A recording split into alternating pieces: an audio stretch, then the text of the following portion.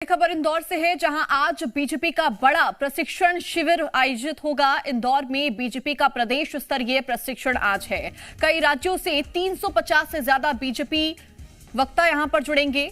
आज बीजेपी के शीर्ष नेताओं का जमावड़ा भी लगता हुआ नजर आएगा। मुख्यमंत्री और प्रदेश अध्यक्षों की भी मौजूदगी देखी जाएगी। मुख्यमंत्री डॉक्टर मोहन यादव भी इसमें शामिल होंगे। प्रदेश अध्यक्ष हेमंत खंडेलवाल भी मौजूद रहेंगे। बीजेपी शासित प्रदेशों के सीएम भी हिस्सा ले सकते हैं। प्रशिक्षण के लिए पदाधिकारी का आगमन शुरू हो गया है।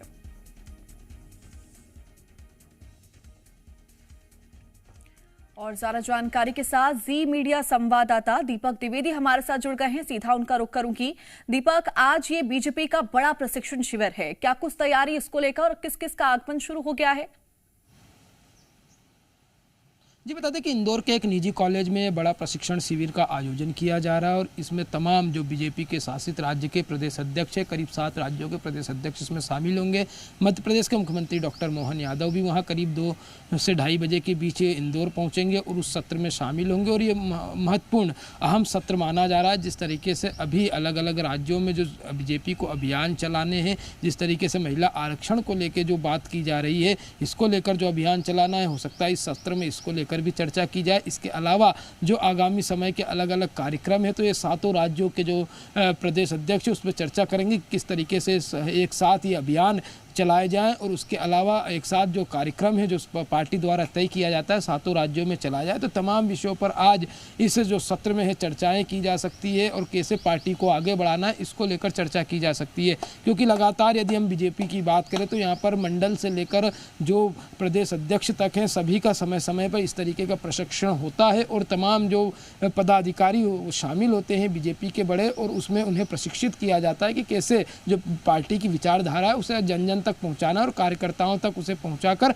धरातल पर इंप्लीमेंट करना है। तो इसीलिए आज जो विशेष पदाधिकारी हैं उनके साथ आज ये बड़ा सत्र जो है आयोजित हो रहा है और उसी के साथ ही जो अधिकारी हैं, जो पदाधिकारी हैं बीजेपी के, उनके पहुंचने का दौर भी अब शुरू हो गया और उनके स्वागत के लिए तमाम व्यवस्थाएं वहां पर की गई है। रेलवे स्टेशन से लेकर उनके स्वागत के लिए कार्यक्रम स्थल तक व्यवस्थाएं बीजेपी पार्टी की ओर से की गई है।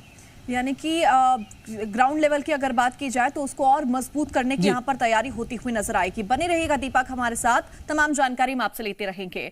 और इसी बीच एक और बड़ी खबर, जहां कांग्रेस अध्यक्ष मल्लिकार्जुन खड़गे की पीएम मोदी पर विवादित टिप्पणी के बाद अब राजनीतिक गहमा गहमी इसको लेकर देखने को मिल रही है। मध्य प्रदेश के सीएम डॉक्टर मोहन यादव ने खड़गे के बयान की निंदा की है। उन्होंने कहा कि इसके लिए खड़गे माफी मांगे। भविष्य में खड़गे को इस तरह की टिप्पणी से बचना चाहिए। उन्होंने कहा कि कांग्रेस अपनी हार देखकर बौखला गई है। कांग्रेस एक के बाद एक वो सब गलतियां कर रही है जिसके कारण उसे नुकसान उठाना पड़ रहा है।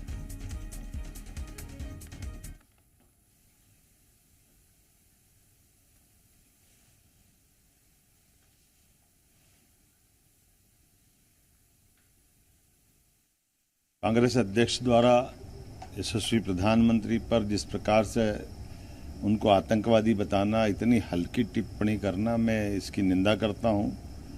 और जिस प्रकार का माहौल देख रहे हैं देश भर में, कांग्रेस एक के बाद एक वो सब गलती कर रही, जिसके कारण से ऐसा लग रहा है कि कांग्रेस के लोगों को अपने व्यवहार पे, आचरण पे और अपने अतीत पे गौर करना चाहिए।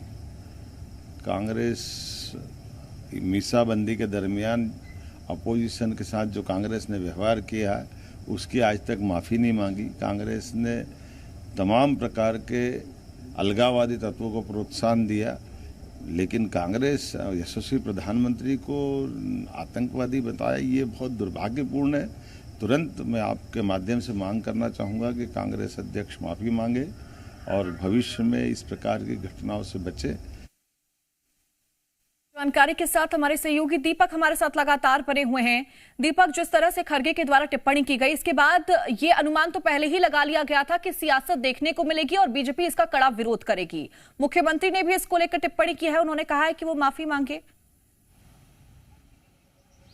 जी बता दें कि जिस तरीके का इस चुनावी दौर में खड़गे का बयान सामने आया है, कहीं ना कहीं जरूर वो निंदनीय है, क्योंकि इस तरीके से सीधे देश के प्रधानमंत्री को आतंकवादी कह देना, इसमें इस तरीके के शब्दों का, हालांकि आरोप प्रत्यारोप का चुनाव के समय दौर जारी रहता है, पर इस तरीके का शब्दों का उपयोग करना जरूर अनुचित है और इसकी मुख्यमंत्री डॉक्टर मोहन यादव भी भर्त्सना और घोर निंदा करते हुए नजर आए। उन्होंने साफ तौर पर कहा कि आपातकाल में जिस तरीके से जनसंघ के लोगों के साथ इन्होंने प्रताड़ित करने का काम किया था, वह उसकी माफ़ी आज तक इन्होंने मांगी नहीं और इस तरीके के शब्दों का उपयोग कर रहे हैं। इसीलिए जब ये ऐसे शब्दों का उपयोग करते हैं तो जनता इन्हें उखाड़ फेंकने का काम करती है और यह जो शब्द इन्होंने उपयोग किया है प्रधानमंत्री को लेकर, उसको लेकर कांग्रेस को माफ़ी मांगना चाहिए। अब ये देखना होगा कि आखिरकार इसको लेकर बीजेपी कितना आक्रामक होती है और कांग्रेस आगे क्या स्टेप उठाती है, क्योंकि लगातार आरोप प्रत्यारोप के दौर में किसी पर पर्सनल टिप्पणी कर देना या देश के प्रधानमंत्री को आतंकवादी कह देना कहाँ तक उचित है, यह तो कांग्रेस की सोच पर डिपेंड करता है। पर हाँ, जरूर अब इसकी निंदा करते हुए भाजपा के नेता नजर आ रहे हैं और आरोप प्रत्यारोप का दौर भी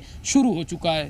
देखिए, निश्चित तौर पर दीपक, शब्दों की एक मर्यादा होती है जिसका पालन करना बहुत ज्यादा जरूरी होता है। बहुत शुक्रिया तमाम जानकारी के लिए।